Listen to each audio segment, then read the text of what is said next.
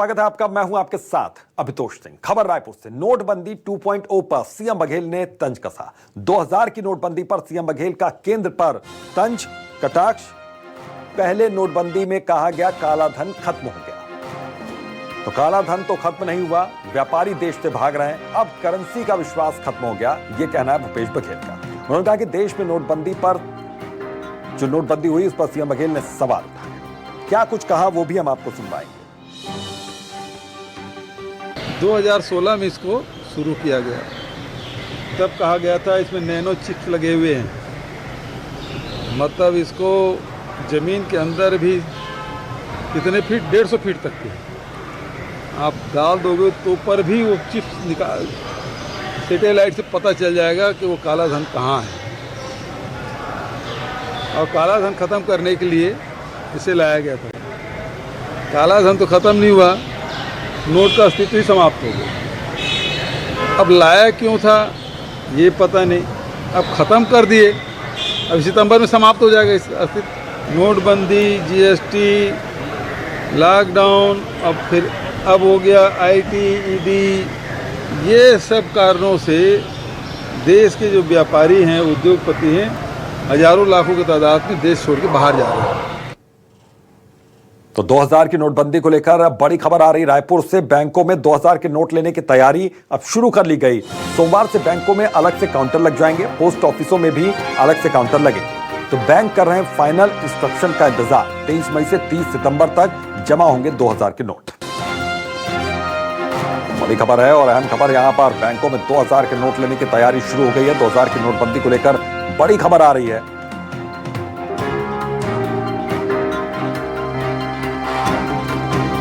तो आरबीआई के इंस्ट्रक्शंस ये आया है कि इसको डिसकंटिन्यू करना है, लेकिन उसके साथ साथ ये भी है कि जो जमा करना चाहते हैं वो जमा कर देंगे।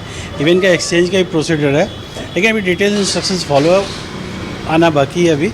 और ये 23 तारीख से स्टार्ट हो जाएगा। अगर जो भी एक्सचेंज करना चाहते हैं बिल्कुल आ सकते हैं।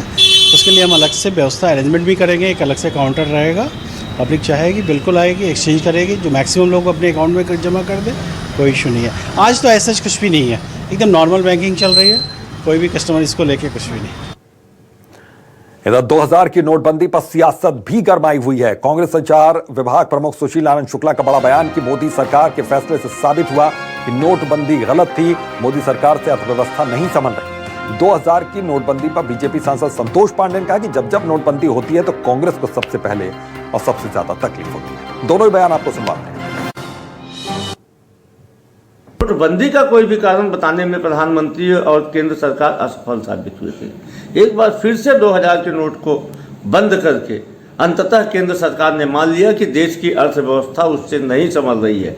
यही कारण है कि आज देश में महंगाई, बेरोजगारी चरम पे है और मोदी सरकार नए नए प्रयोग कर रही है।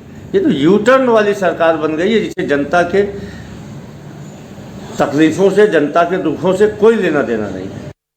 कांग्रेस 5000 और 10,000 की नोट चलाती थी और जिससे काले धन को प्रोत्साहन मिलता था, संरक्षण मिलता था। कांग्रेस ऐसा ही पसंद करती है, जिसे उस समय बंद किया गया। भारत में करप्शन, ब्लैक मनी, ये खत्म होना चाहिए।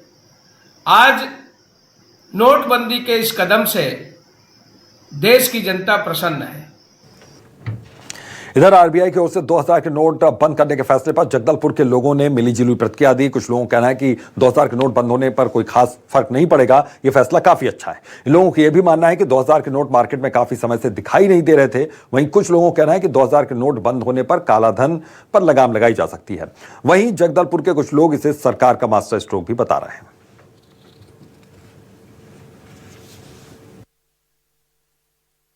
जो भी नोट जो हैं वो लोगों द्वारा डंप कर दिए गए हैं, इसीलिए अगर 2000 का प्रचलन बंद किया जाता है तो उससे कोई व्यापार में बहुत बड़ा अंतर नहीं आएगा।